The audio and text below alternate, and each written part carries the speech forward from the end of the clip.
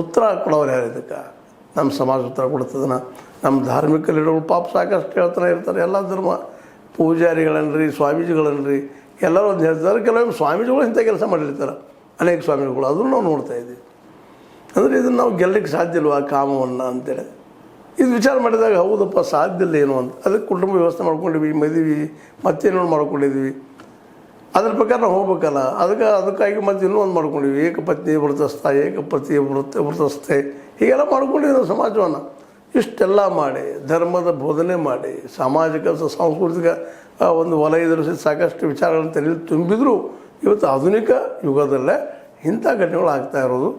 ಇದು ನಾವು ಬರೀ ಕನ್ನಡ ಶಿಕ್ಷಣ ಆಗ್ಯದ ಆ ಮನುಷ್ಯಾಗ, ಕಾಂಬಳೆಗ ಶಿಕ್ಷೆ ಆಗ್ಯದ.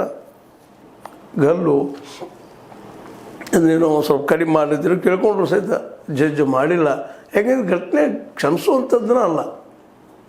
ಹಾಗಾದ್ರೆ ಕೂಡ ಇದನ್ನು ನಿಲ್ಲಿಸ್ಬೇಕಾದ್ರೆ ಏನು ಮಾಡಬೇಕು ಅಂತ ಇಂಥ ಘಟನೆ ನಡೀತಾ ಇರ್ತಾವೆ. ಇನ್ನೊಂದು ಕಡೆ ಹೇಳಿದೆ ನಮ್ಗೆ, ರಾಜಸ್ಥಾನದಲ್ಲಿ ಕೋಟಾದಿಂದ ಬಂದ ವರದಿ.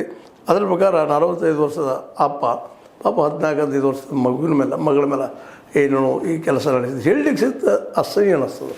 ಸಹನೆಗೆ ಮೀರಿದ್ದೇ ಆಗ್ತದೆ. ಇಂಥ ಘಟನೆಗಳಿಂದಾಗಿ ಸಹಜವಾಗಿ ಏನಪ್ಪ ಅಂದ್ರೆ ಈ ಸಮಾಜದ ಬಗ್ಗೆ ಜಿಗುಪ್ಸೆ, ಸಣ್ಣತನ ಇದೆಲ್ಲ ಯಾಕದಪ್ಪ ಇಲ್ಲಿ